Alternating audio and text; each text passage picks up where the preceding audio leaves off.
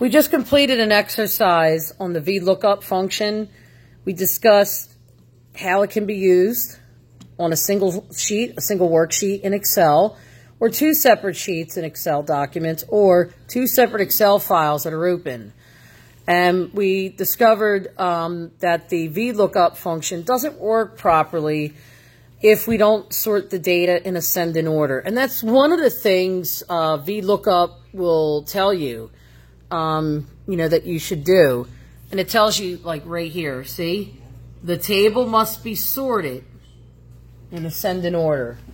Otherwise, it just causes problems. So you can see the arguments here.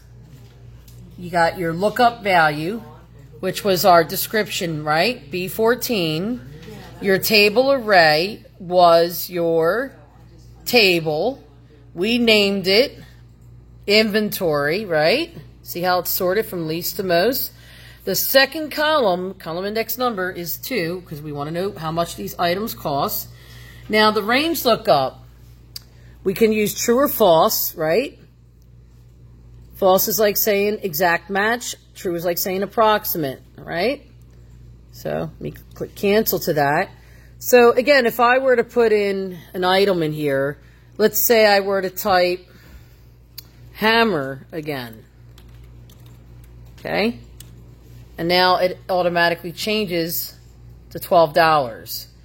Now, curiosity never killed my cat. Now, if I go to products, right? Let's say the hammer really isn't 12. It's 11.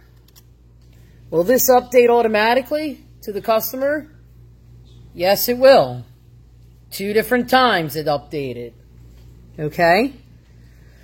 So again, this is a great example if you need to look up data on 2 separate worksheets in Microsoft Excel. All right? Now, one of the students in the class came up with a great idea about having different tax values from different states. Now, just curious, did you put that on a separate sheet? No, I used sheet 1. I just used... Okay. Oh, okay. Even better. Okay. Nice. Very nice. So basically, this is just a small invoice that is used to help us locate the price for the different items that we placed in our description column. So if I were to put in any product name, its price should come up, for the quantity of 1. Okay? Now, let's put in different quantity values in this quantity column. Now, let's say for the rake, we'll do 3. Right? Now, the shovel, we'll do 4. A hammer, we'll do 5. Paint, this is 1 gallon, so we'll do 15. A paintbrush, 20.